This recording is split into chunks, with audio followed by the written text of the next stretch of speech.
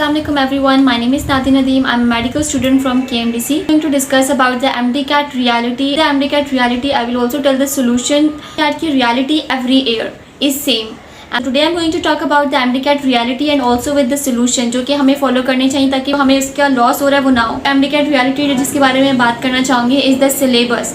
First and very important. Every year जो भी syllabus एक दिया जाता है वो अब डिफरेंट आपके पास आती है. पीएमसी समटाइम होती है, समटाइम पीएमडीसी, एनटीएस समटाइम खुद यूनिवर्सिटी कंडक्ट करती है. पॉलिसीज़ तो हर ईयर डिफरेंट होती है, तो पॉलिसीज़ की तो हम बात ही नहीं करेंगे, सही, क्योंकि पॉलिसीज़ जैसी भी होती है आपने पॉलिसीज़ में कभी नहीं जाना. जो पॉलिसी आपके ईयर में होगी ना, आपके जो कॉम्पिटिटर सब स्टूडेंट हैं उन सब के लिए भी वही सब पॉलिसीज़ फॉलो होंगी.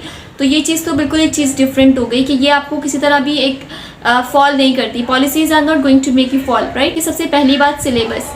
MDCAT की सबसे बिग रियलिटी ये है कि जो वो सिलेबस खुद देते हैं उसी को फॉलो नहीं करते. Syllabus matters a lot for us and they give syllabus a lot questions out of the syllabus. जैसे अभी ईयर जो अभी आपका हुआ है 2022 का, इसके मैंने पास पेपर सॉल्व करके आपके साथ शेयर किए हैं. If you can see them, approx 10 ऐसे क्वेश्चन थे जो आउट ऑफ सिलेबस थे. आउट ऑफ बुक तो नहीं कह सकते बट आउट ऑफ सिलेबस थे, ठीक है. आउट ऑफ बुक जो थे वो लाइक 5 to 6 क्वेश्चंस होंगे. सिर्फ बायो पोर्शन की बात कर रही हूँ. इसी तरह फिजिक्स के भी कुछ पोर्शन थे, केमिस्ट्री के भी कुछ पोर्शन थे.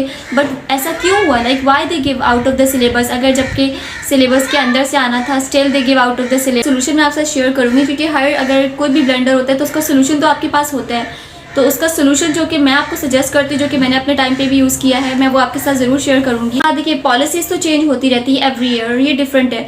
जब बच्चे बोल रहे थे कि पेपर बहुत मुश्किल आया है, पेपर मुश्किल हर दफ़ा आता है. पेपर की जो कुछ बच्चे कहते हैं कि ये गलत आ रही है, कि भी कुछ MCQs गलत थे, लेकिन मैक्सिमम की सही होती है.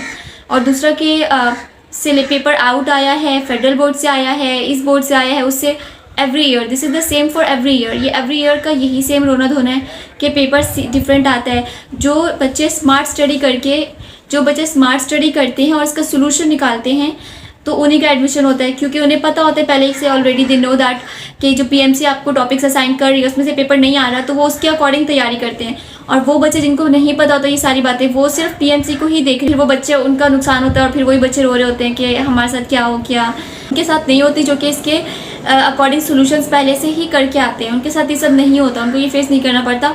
उनके दिमाग में जो सिलेबस उन्होंने दिया होता है वो तो होता ही नहीं है, ठीक है. तो ये जो लोग सिलेबस की तरफ जा रहे होते हैं कि ये सिलेबस में है, वो सिलेबस में है, मैं आपको यही कहूँगी कि सिलेबस में जो भी है ना आप उसको नहीं देखिए. और दूसरी बात ये कि विद द सिलेबस PMC एक और MDCAT की एक और रियलिटी, वो सिलेबस के चैप्टर तो देता ही देता है, साथ में टॉपिक भी असाइन करता है. Like you don't have to read the full chapter, these are the topics that you have to just cover, ठीक. और बच्चे क्या करते हैं कि कितने मासूम होते हैं, अभी भी FSC किया है, और उसके बाद वो क्या करते हैं उन्हीं चीज़ों को कवर अप कर रहे होते हैं. उन सबको देखते हैं कि अच्छा हाँ PMC ने बोला है कि हमें ये चैप्टर का ये पढ़ना है और ये नहीं पढ़ना, okay just leave that one. जो PMC ने बोला है वही, जो MDCAT ने बोला है बस वही करना है. तो ऐसा तो होता नहीं है. वो बेचारे मासूम बच्चे फिर रह जाते हैं, उनका पेपर अच्छा नहीं होता, उन्हें क्वेश्चन रह जाते हैं. वही बच्चे इतना ट्रॉमा में चले जाते हैं कि हमने तो सब किया था फिर भी ऐसा हो गया.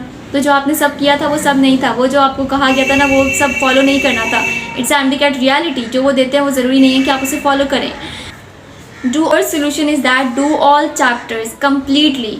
आपके पास लिखा होता है, अब मैं आपको एक एग्जांपल देती हूँ. 2022 में आया हुआ था सिस्मोनेस्टिक का एक MCQs आया हुआ था, जबकि हमारे सिलेबस में क्या था, लाइक जो PMC ने हमें सिलेबस दिया था उसके अंदर सिस्मोनेस्टिक वाला टॉपिक था ही नहीं, नेस्टिक मूवमेंट नहीं थी. बट आपके पेपर में आया हुआ था. क्यों? Because they didn't follow themselves. Like उन्होंने खुद को ही फॉलो नहीं किया, लेकिन आप खुद को देखिए आप कितना फॉलो कर रहे हैं उन्हें. So please don't do this. आपको अगर उन्होंने एक चैप्टर का नाम दिया है, लाइक दे गिव यू के रिप्रोडक्शन चैप्टर आपने करना है, तो आपने कम्प्लीटली करना है. उन्होंने निकाय के प्लांट पार्ट नहीं करना, तो ऐसा नहीं कि आप नहीं करेंगे, यू हैव टू डू. अच्छा, आपकी एक और बात, आपका चैप्टर प्लांटी नहीं था PMC के MDCAT में, चैप्टर प्लांटी से भी क्वेश्चन आया हुआ था. So this is how they are going to do. MDCAT हमेशा इस तरह ही होता है. ये ऐसा ही होता है. ये आपको जो चैप्टर असाइन करते हैं वो चैप्टर्स अगर आप उसका नेक्स्ट चैप्टर नहीं रीड करेंगे वो उसमें से MCQs दे देंगे. Chapter don't skip any chapter if you have time.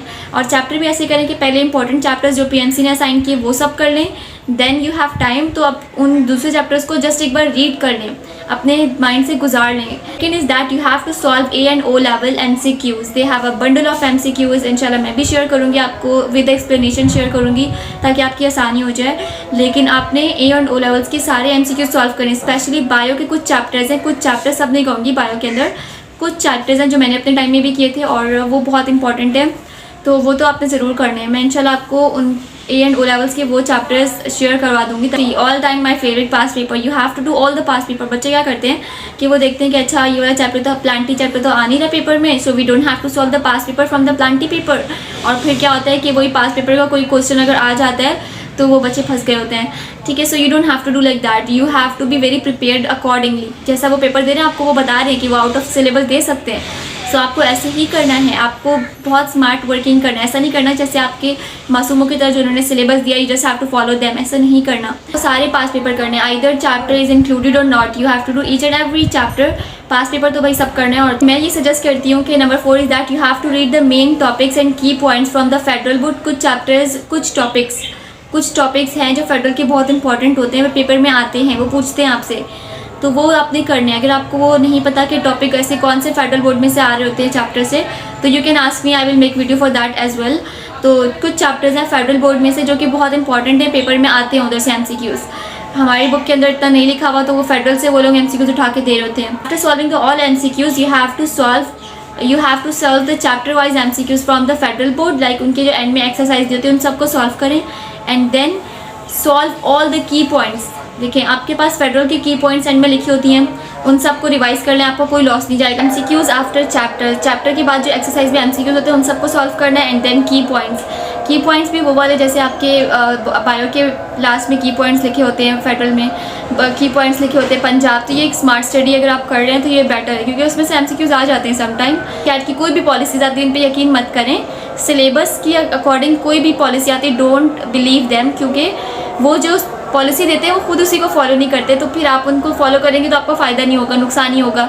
तो you always don't have to follow them, follow your own book. You have book, आपकी बुक में से ही पेपर आता है, पेपर बुक से आउट नहीं आता। बुक से आउट आ सकता है बट लाइक बुक्स में से ही आता है, लाइक फेडरल से आता है या तो सिम से आता है। बिग रियलिटी यही है कि एवरी ईयर सेम सिचुएशन होती है, सेम बच्चे रोते हैं, बच्चे कहते हैं हमारा पेपर हार्ड है, हालांकि हर ईयर सेम चीज़ होती है। लाइक पेपर हर ईयर हार्ड आता है। कैसे आता है?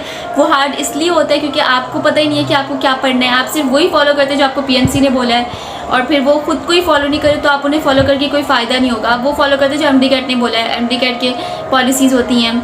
So kindly don't follow the MDCAT policies regarding the syllabus के अकॉर्डिंग वो जो भी आपको कह रहे हैं ना, वो ऐसा कुछ नहीं होता। पेपर बच्चे कहते हैं हार्ड आया इस दफ़ा, पिछली दफ़ा आसान आया, देखिए ऐसा नहीं होता। इस दफ़ा हार्ड, पिछली दफ़ा हार्ड, हर दफ़ा हार्ड आता है। पेपर सिर्फ उन बच्चों के लिए हार्ड आता है जो बच्चे स्मार्ट स्टडी नहीं करते, लेकिन जिन्हें ये पता है कि उनको कहाँ से पढ़ना है, जो सिर्फ PMC को, जो सिर्फ पॉलिसीज़ को फॉलो नहीं कर रहे होते, सिलेबस को, वो बुक को फॉलो कर रहे होते हैं, तो वही बच्चे, उन्हीं का एडमिशन होता है और बाकी सब बच्चे बस घबराते रहते हैं।